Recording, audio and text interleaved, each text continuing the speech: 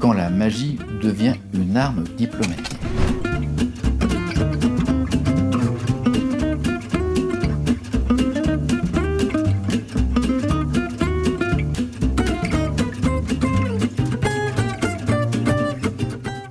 Jean-Eugène Robert-Houdin, vous connaissez, le père de la magie nouvelle, de la magie moderne.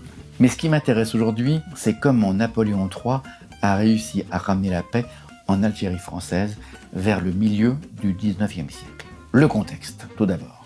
Les marabouts, profitant de la connaissance de quelques tours de passe-passe, imposaient leurs dires et leurs faits à la plus grande majorité de la population et préparaient, il faut bien le dire, une révolution qui ne portait pas son nom.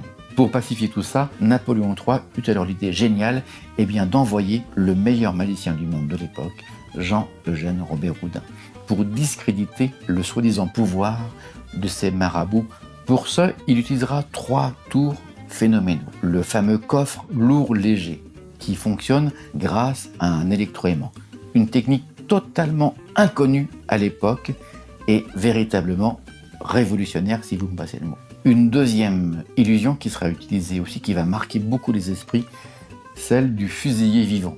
L'expression n'est pas très heureuse, mais elle permet aux magiciens français de se faire tirer dessus et de récupérer la balle intacte au bout de ses doigts. Et enfin, Robert-Houdin fera disparaître un spectateur sur scène, visiblement. Totalement bluffés par les tours de ce grand illusionniste, les marabouts feront allégeance à l'État français et l'Algérie pourra retrouver la paix, enfin.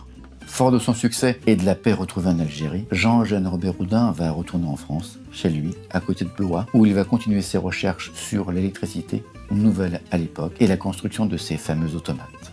Étonnant, non?